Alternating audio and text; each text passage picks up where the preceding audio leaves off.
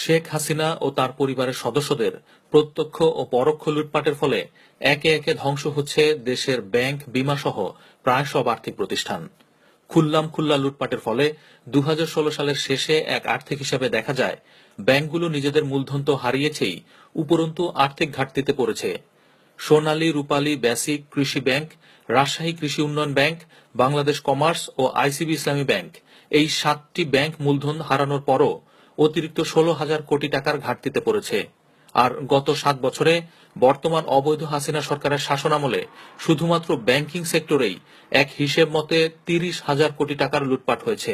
গত 7 বছরে বিভিন্ন কেলেঙ্কারিতে 30,000 কোটি টাকা ব্যাংক থেকে চুরি হয়েছে। যদি কেউ বলে পুকুর চুরি, তাই এটাকে বলা লাগবে সাগর চুরি না, মহাসাগর চুরি। আসলে ব্যাংক তো একটা নিয়ন্ত্রণ করার একটা সংস্থা আছে, সেই সংস্থাটা হলো বাংলাদেশ ব্যাংক। সেই বাংলাদেশ ব্যাংকে যখন রোগ ধরেছে তখন আর তার কিছু করার নাই, সেখান থেকে 800 কোটি টাকা রিজার্ভ চলে গেল। বর্তমান অবৈধ সরকারের অবৈধ অর্থমন্ত্রী আবুল মালো তা স্বীকার করতে বাধ্য হন। কিছু কিছু ক্ষেত্রে আপনি বলতে পারেন লুটপাট হয়েছে, কিছু কিছু ক্ষেত্রে আমি বলতে পারি যে এটা পুকুর চুরি নয়, সাগর চুরির মতো হয়েছে। 2016 সালের 5 ফেব্রুয়ারি কথিত তথ্য ও প্রযুক্তি বিষয়ক উপদেষ্টা জয় তথ্য প্রযুক্তির অপব্যবহার করে বাংলাদেশ ব্যাংকের রিজার্ভ ফান্ড থেকে লুট করেছে 810 কোটি টাকা, যা সারা বিশ্বে প্রথম, এবং এর আগে এমন ঘটনা বিশ্বে আর ঘটেনি। ফিলিপাইন ও শ্রীলঙ্কার উদ্যোগে $3.5 কোটি ফেরত আসলেও বাকি $6.5 কোটি উদ্ধারে অবৈধ হাসিনা সরকারের নেই কোনো উদ্যোগ। আর তদন্ত প্রতিবেদনটি প্রকাশ তো করছেই না, এমনকি নেওয়া হচ্ছে না দায়ী ব্যক্তিদের বিরুদ্ধে কোনো ব্যবস্থাও। দেশের বর্তমান চিত্র হচ্ছে বাংলাদেশের সরকারি বেসরকারি প্রতিটি ব্যাংক এখন পরিণত হয়েছে জয় ভবনে। শেখ হাসিনার ব্যাংক ডাকাত পুত্র জয়ের লুটপাট থেকে একটি ব্যাংকও রেহাই পায়নি। ইদানিং যেটা দেখতেছি তাতে তো মনে হচ্ছে যেন এটা ধামাচাপা পড়ে যাচ্ছে, মনে হচ্ছে যেন এমন কিছু বের হয়ে আসবে যাতে অনেকের সমস্যা হয়ে যাবে। তো এই কারণে হয়তো বা কিছুটা ধামাচাপার দিকে চলে গেছে। কারা এটার সাথে জড়িত এটা প্রকাশ হওয়া তো অবশ্যই জরুরি। তো উপরে আপনার আর 5টা এর মতন ধামাচাপা পড়েও যেতে পারে, এটা আশঙ্কা করা যায়। কারা কি করছে এদেরকে নাম প্রকাশ করা উচিত।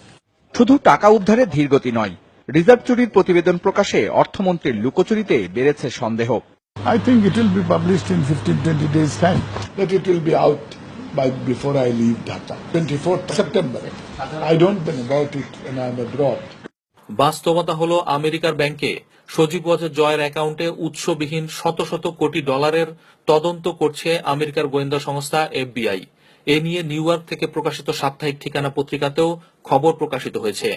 এমনকি আমেরিকায় জয়ের সঙ্গে বেড়ে ওঠা রিজভী আহমেদ সিজান নামের একজন প্রবাসী বাংলাদেশি তথ্য প্রমাণ সহ জয়ের টাকা পাচার করার কাহিনী উপস্থাপন করেছিলেন। $300 মিলিয়ন, ব্যাংকে যত লক্ষ লক্ষ কোটি কোটি মিলিয়ন ডলার, এগুলি সব সত্যি বের হয়ে আসবে।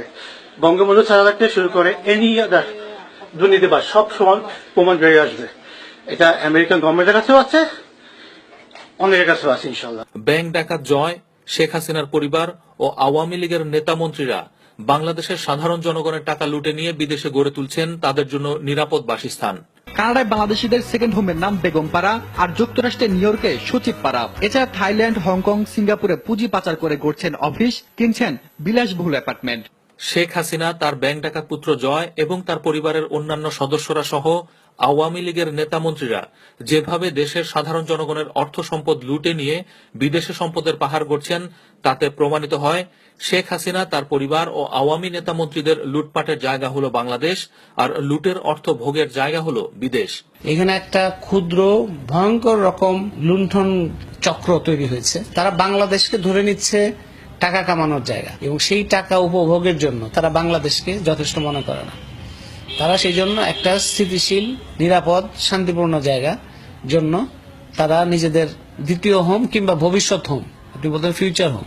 বাংলাদেশের জনগণ মনে করে দেশের সকল সরকারি বেসরকারি ব্যাংকগুলোতে আর্থিক নিরাপত্তা নিশ্চিত করতে জয়কে গ্রেফতার করে রিমান্ডে নেওয়া এখন সময়ের দাবি।